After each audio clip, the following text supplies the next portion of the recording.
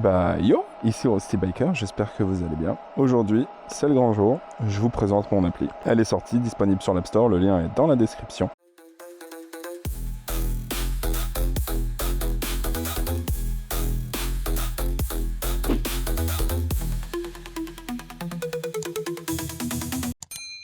Pour vous la présenter, je me suis fait un petit parcours, voilà, où du début à la fin, je me suis mis des petits virages. Et comment j'ai trouvé ces virages?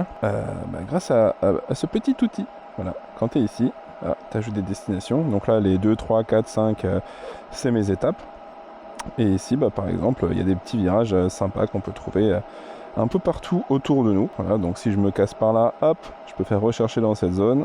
J'ai les virages dans le coin. Alors tous les virages ne se valent pas, hein. Évidemment. J'ai déjà des idées d'outils pour améliorer la gestion des virages. Par exemple un petit slider où on peut avoir que les virages picobello, ou alors un peu tous les virages si on n'a pas envie d'aller à l'autre bout du monde pour trouver le virage. Comment je peux vous présenter l'appli? Très simplement, en gros c'est un mélange entre Waze et une app de balade moto. Ce qui se passe, c'est que vous pouvez ajouter autant d'étapes que vous voulez. Vous pouvez chercher des virages ou alors tout et n'importe quoi d'autre. Vous pouvez vous faire vos petits raccourcis. Mais vous pouvez aussi, par exemple, si vous faites je vous donne un exemple, mais si je vais d'ici par exemple à Montpellier et que je me dis vas-y donne-moi l'itinéraire par défaut, et c'est ce que l'app fait aussi, elle vous donne l'itinéraire le plus rapide, donc là le petit chemin. Ce qui se passe c'est que on va privilégier l'heure d'arrivée. Et si on clique sur ce petit bouton, ce qui va se passer, c'est qu'on va pas privilégier l'heure d'arrivée, mais on va privilégier les routes. Ce qui se passe, c'est que l'algorithme, lui, il va chercher les virages sur le chemin et il va tout faire pour passer par les virages en essayant de rester correct. Donc voilà, on va globalement aller, il va pas vous faire aller à l'autre bout de la France pour trouver un virage, mais l'idée est là. Donc moi, trêve de bavardage, c'est parti. J'espère que mon iPhone va survivre parce qu'il fait 37 degrés, je lui demande un GPS hyper beau, regardez, d'habitude on est là. Voilà, Map c'est là, Waze c'est un peu plus proche mais c'est pas très beau. Et moi je voulais un truc beaucoup plus joli. Hop. Ce qui se passe c'est qu'on est beaucoup plus proche, vous voyez, on voit les flèches, donc là c'est pas très parlant. Mais s'il y a des carrefours, vous voyez, en région parisienne, on voit toutes les flèches, on voit les damiers, on voit les passages piétons. C'est beaucoup plus stylé déjà, et en plus c'est beaucoup plus précis, beaucoup plus facile, parce que quand tu arrives à un carrefour et qu'il y a 1 milliard de voitures devant toi et que tu ne connais pas et que tu sais pas qu'il faut que tu te places sur telle voie pour aller à gauche ou sur telle voie pour aller tout droit, parce que des fois il y a des petites subtilités, on va pas se mentir. Globalement, pour aller à droite tu te places à droite, à gauche, mais il y a des fois où c'est pas le cas.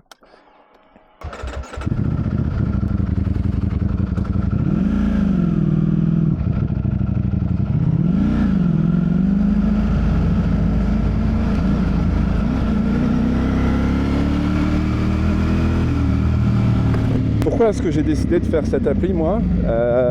Parce qu'il n'y avait pas d'appli qui répondait à toutes mes attentes. Avec d'autres applis de navigation GPS classique, ce qui est bien, c'est que tu as aussi la vitesse réglementaire. Tu vois, là j'ai la vitesse réglementaire, je sais que normalement c'est 80. Dans 960 mètres, au rond-point, prenez la 4e sortie. Et du coup, oui, dans l'appli il y a les radars, il y a les vitesse réglementaire, il y a tout ce qu'il faut pour être heureux. Ah oui, aussi un truc, c'est que ils se touchent les autres applis, c'est incroyable. On est sur du 60 balles par an. C'est quoi ça? C'est quoi 60 € par an? Vous êtes des ouf? Juste pour avoir un GPS? Alors oui, c'est pas la mer à boire, oui, c'est pas si cher. 60 € dans une année, ça fait quelques centimes par jour à peine. Mais le fait est que moi je me suis mis à un palier où je me suis dit il y a des fonctionnalités qui vont arriver. Voilà, j'aimerais ajouter le temps réel avec tes amis, tous les gens qui rejoignent. J'aimerais ajouter le mode découverte d'utilisateur. Par exemple, imagine je suis en mode découverte, lui c'est un motard, je m'approche de lui, et si je suis en mode découverte et qu'il est en mode découverte, ça va nous brancher l'un à l'autre, ça va proposer est-ce que tu veux le rejoindre, et voilà, il y a largement moyen d'ajouter plein de fonctionnalités, et je suis qu'à à 30 € par an ou 2,99 par mois. Et je vais ajouter une tonne de fonctionnalités. Il y a des applis, elles n'ont pas bougé depuis 10 ans. Elles sont les mêmes quasiment, trait pour trait. La seule chose qui a évolué, c'est Google Maps, parce qu'ils n'ont pas le choix. C'est Google Maps qui évolue, donc tu dois bien t'adapter. Et les gars, moi, ça fait 8 mois que je suis sur l'appli. 8 mois. Et j'ai une tonne d'idées encore. J'ai de quoi avoir 3 ou 4 ans de développement devant moi. Hors de question que je lance l'appli et que je me dise c'est bon, on n'y touche plus. Si, il y a toujours plein de trucs à faire. Il y a aussi différents types de façons d'écouter les instructions. Alors soit tu coupes tout, tu fais que regarder l'écran, il y a les gens comme ça, je sais pas comment vous faites, vous êtes assidus, mais moi si je fais ça, je loupe toutes mes sorties. Il y a le mode alerte, où en fait il va y avoir juste un petit son, un peu de la manière des vitesses excessives. Des petits sons qui vous préviennent que l'instruction, il y a une instruction, il faut faire quelque chose, soit tourner, soit continuer tout droit, peu importe. Ça vous dit que là, il faut que vous lisiez l'instruction, donc vous regardiez l'écran. Il y a le mode instruction courte, donc les annonces vocales. Par exemple, elle va vous dire au rond-point, tournez à droite, au rond-point, prenez la première sortie. Et les instructions longues, donc je suis désolé mais là je vais inventer, mais elle va dire au rond-point, prenez la première sortie sur la départementale 125 en direction de Paris. Voilà. Elle va être beaucoup plus verbeuse, elle va donner les noms de rues. Vous pouvez choisir la voix que vous voulez, je vous conseille évidemment d'installer une voix premium. Malheureusement on ne peut pas utiliser la voix de Siri, voilà, j'aurais aimé, je comprends pas pourquoi c'est pas possible. Après tout, on choisit la voix de Siri qu'on veut et on ne peut pas l'utiliser. Voilà, c'est réservé à l'utilisateur. Voilà, vous pouvez déclencher Siri, nous on ne peut pas la déclencher. Voilà, on ne peut pas juste utiliser sa voix. C'est hyper mignon comme village.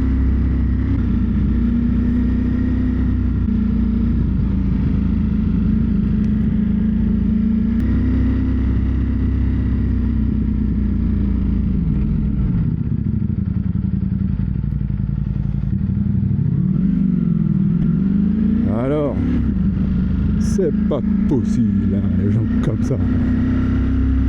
Oh, je suis pressé qu'on sorte de cette ville-là. J'ai besoin de sécher. Oh, super. Je prendrai bien un Mia moustique.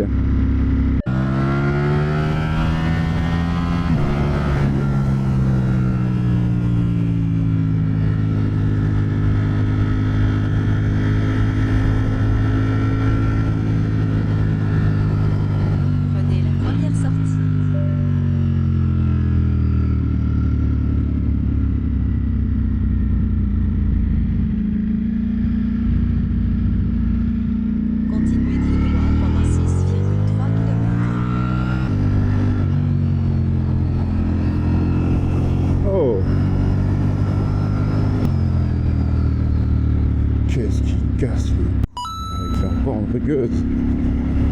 Oh, surtout que tu te le mets des deux côtés et en complet quoi. J'imagine que c'est pour éviter que les gens ils se mettent sur la voie d'en face pour éviter, mais pitié quoi. Ah. Retirez-la au milieu, laissez les motos passer tranquille. On n'a pas des suspensions comme dans les bagnoles nous. Les deux indicateurs en bas, les deux barres, c'est la progression. Donc en gros, à gauche, on a la progression vers l'étape. Donc quand on a plusieurs étapes, ça va être jusqu'à la première, ensuite de la première à la deuxième, ensuite de la deuxième, et ainsi de suite, et ainsi de suite. Et à droite, c'est le total. Voilà. Donc si vous avez qu'une étape, la barre de progression à gauche, ce sera sur votre trajet. Et si vous avez des étapes, ce sera sur ces étapes-là.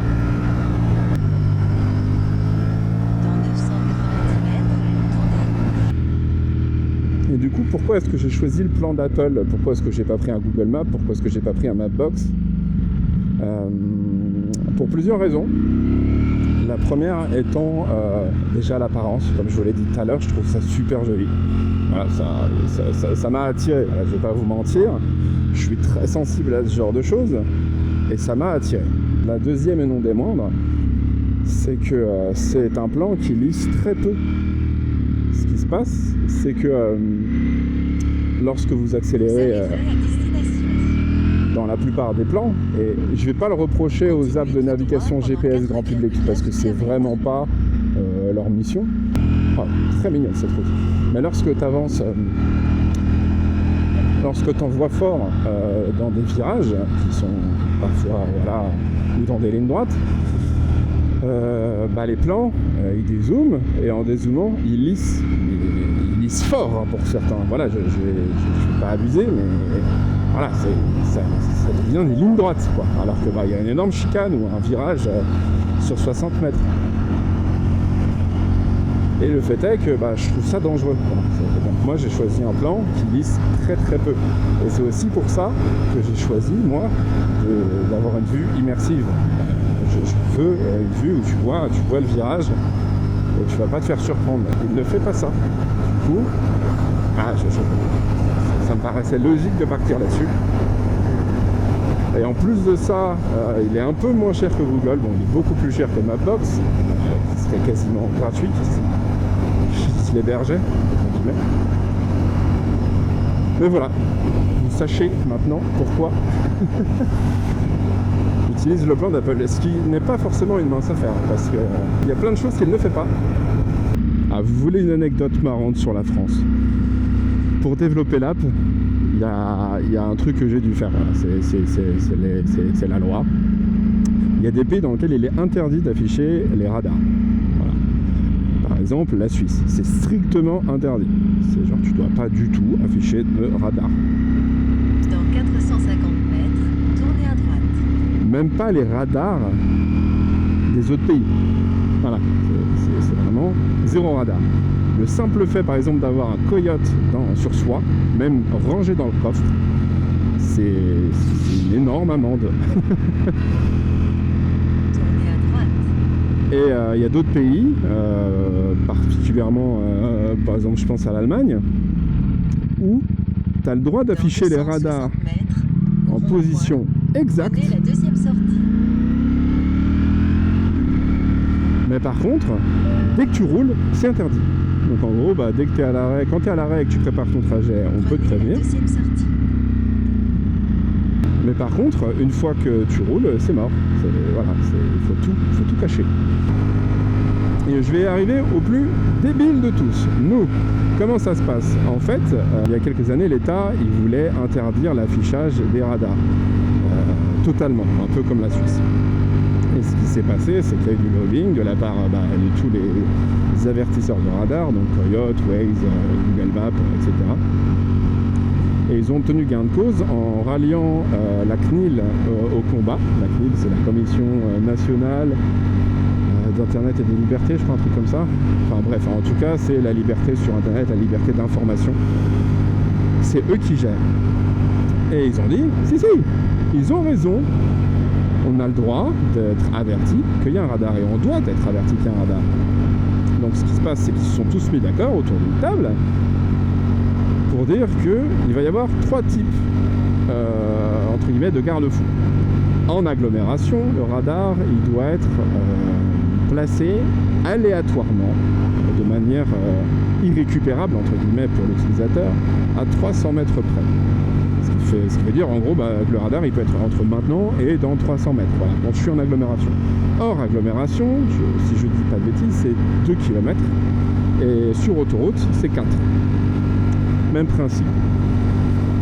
Et ils ont été très précis. Tu peux pas, à chaque fois que l'utilisateur il arrive dans une zone où il va y avoir un radar, choisir aléatoirement un point à chaque fois qu'il arrive dedans. Pourquoi? Parce que si tu fais ça, ça veut dire que si l'utilisateur il passe plusieurs fois, à force d'avoir de l'aléatoire, il va pouvoir, entre guillemets, trianguler au fur et à mesure qu'il arrive dans la zone. En fait, petit à petit, il va pouvoir déduire la position exacte du radar. comme si l'utilisateur n'avait pas Dieu. Et une fois qu'il est dans la zone de contrôle, il ne peut pas voir l'énorme poteau ou bloc qui avec les bandes jaunes et noires qui te dit très clairement « Je suis un radar !» Mais le comble d'en dessous de cette bêtise, c'est que les radars, la base de données, elle est légalement publique. L'État, il est soumis de mettre à jour sa base de données de radar toutes les semaines, à chaque fois qu'il les change. Donc je trouve ça ridicule de casser les pieds au final à l'utilisateur pour lui dire c'est pas bien, il faut pas savoir où sont les radars, pour qu'au final il soit tout simplement sur .gouv.fr disponible H24 quoi. Il y a un moment, je trouve qu'on fait vraiment mais n'importe quoi de notre pognon, n'importe quoi de nos lois. C'est ridicule. Et moi, je peux enfin arrêter. Ça manque d'un régulateur quand même. Heureusement que la nouvelle en a un.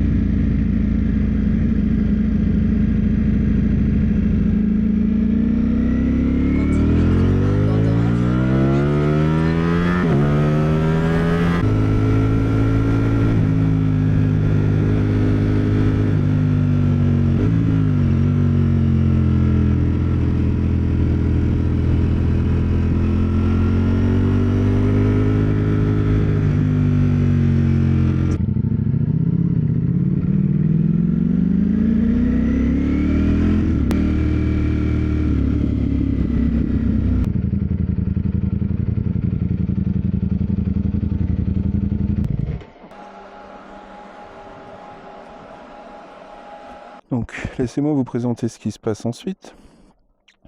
Hop, on peut faire accéder au replay. Et là, ce qui se passe, c'est qu'on a vraiment tout ce qu'on a fait depuis le début de la journée. Et hop, on peut se mettre en immersion. Donc là, forcément, c'est n'importe quoi.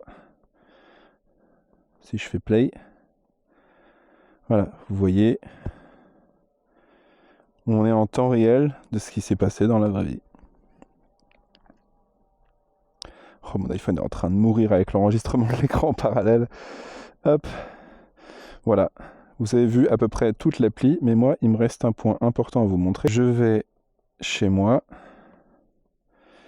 Hop. Hop. Et en fait, là, on va démarrer un nouveau mode. Hop. Vous allez comprendre par vous-même, c'est hyper simple.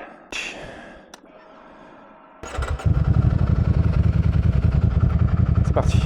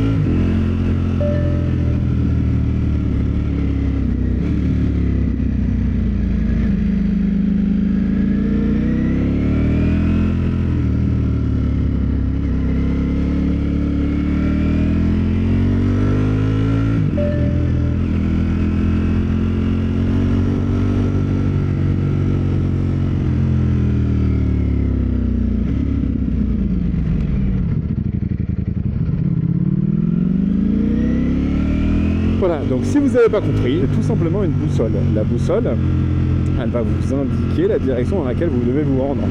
Donc c'est comme le reste, vous pouvez ajouter plusieurs destinations. En fait, elle va pointer juste à l'étape suivante. Et la seule chose qu'elle vous donne, c'est la direction et la distance. À vous de vous débrouiller derrière. Ah, alors, du lundi, mardi, jeudi, vendredi, 8h15, 8h45, 13h23. J'ai pas le droit.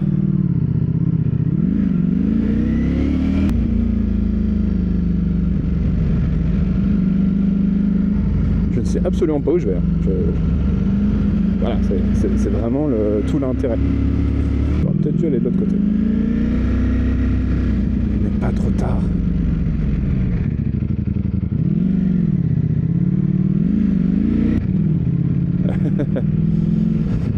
C'est le jeu, ma petite Lucette.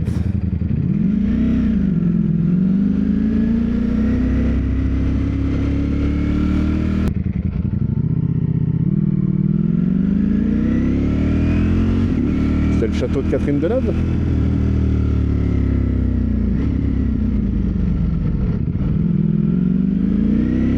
Et ça, c'est parfait quand on veut tout simplement découvrir. On n'est pas nécessairement dans l'objectif de passer par des itinéraires très précis, quand on ne sait pas par quelle route on veut passer. C'est aussi pratique, voilà, je dis ça, je dis rien. Si vous connaissez des spots en forêt, pour faire du cross, du tout-terrain, de l'off-road, et vous mettez les points, et voilà, vous n'avez pas besoin de rester sur la route. Ah, je peux faire hors champ, la boussole, elle n'en a rien à faire, elle va continuer d'afficher la destination, c'est toi qui te débrouilles. Vraiment, une appli, plein de possibilités. C'est incroyable comme tout est sec. Ça fait 2 mois qu'on n'a pas vu une goutte d'eau, enfin une vraie goutte d'eau.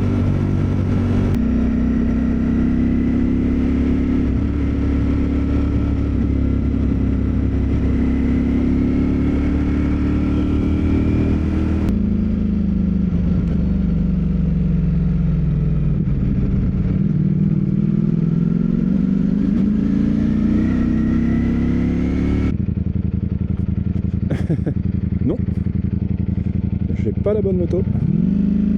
J'espère que j'ai bien expliqué tout ce que je devais vous expliquer à l'appli. Si vous avez des questions, n'hésitez pas, vraiment. Si vous avez des retours dessus, pareil, n'hésitez pas. Vous pouvez la tester, hein. La moitié des fonctionnalités sont gratuites et l'utilisation aussi. Donc franchement, foncez. Foncez, j'ai rien de plus à vous dire. Foncez, partagez à tous vos amis. Donc par contre, oui, pour l'instant, je suis navré, c'est pas de la... C'est pas que j'ai pas envie, c'est que c'est que sur iOS, parce que par praticité, moi j'étais team iPhone, hein, donc j'ai développé sur ce que j'avais. Ça va venir sur Android. Si la version iPhone fonctionne, ça arrivera sur Android. C'est une promesse. Donc abonnez-vous, suivez-moi. Vous pouvez me suivre sur Instagram, sur Threads, je viens de m'inscrire, sur X pareil. Et moi je vais devoir mettre un itinéraire vers une station essence parce que j'ai déjà fait 110 bornes depuis la dernière station. Donc comment vous dire que il va falloir refaire un plein. Voilà. C'est comme ça. Hein. Sur ce, je vous dis à bientôt. Et amusez-vous bien sur la route, hein, profitez des 2 derniers mois de beau temps. Allez, ciao!